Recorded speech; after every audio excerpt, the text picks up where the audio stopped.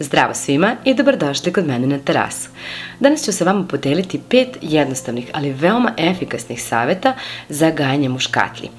Prelepog cveća koje će sigurno ulepšati vaš vrt. Ako želite da saznate kako postići najbolje rezultate sa svojim muškatlama da one cvetaju tokom cijele godine, onda ostanite do kraja ovog videa. Prvi savjet je da pravilno odaberete mesto za sadnju muškatli. One vole puno sunčeve svetlosti, ali ne podnose ekstremne vrućine. Idealno mesto je ono koje dobije jutarnje sunce i delimičnu hladovinu tokom popodneva.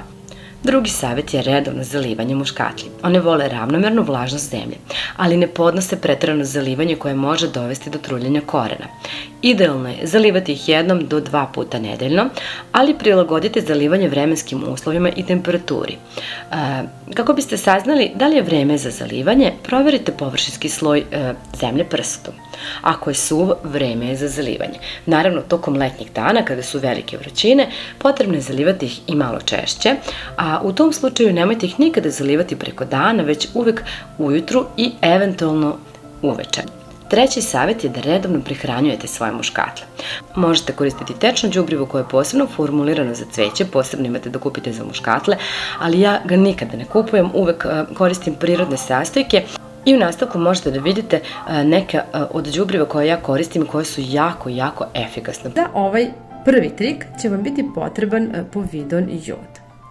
Povidon jod možete kupiti u bilo kojoj apoteci, on se koristi za saniranje rana. Treba će vam flaša i voda. Na 1 litar vode bi trebalo da ide 1 kap joda. Ukoliko biljka nema dovoljno joda, bit će podložna bolestima i razvijaće se usporeno. Jod produžava vreme cvetanja i osim kod muškatli možete koristiti i kod ostalih biljaka. Samo pazite da ne preterate jer možete oštetiti koren biljke. Zatim je potrebno sve dobro promućkati. Zalivajte biljku sa 50 do 100 ml ovog rastvora, tako što ćete polivati po unutrašnjim zidovima saksije. Morate biti pažljivi da ne preterate kako ne biste slučajno spalili njen koren. Na ovaj način prehranjujte biljku jednom mesečno. Druga stvar koju koristim za zalivanje biljaka jeste aspirin. Biće vam potrebna 1 tabletica aspirina i prskalica sa vodom. Stavite aspirin u manju činicu pa ga otopite sa malo vode, a zatim sipajte u flašu sa vodom ili u raspršivač.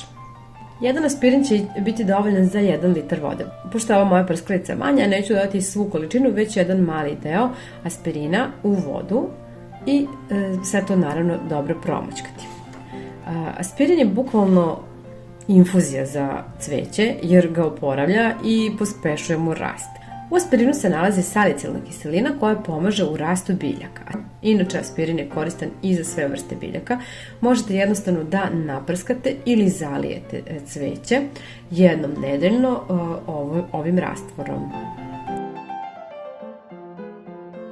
Deluje na razvoj korena, a redovnom upotrebom cveće postaje bujnije. Takođe, sprečava i pojavu gljivica.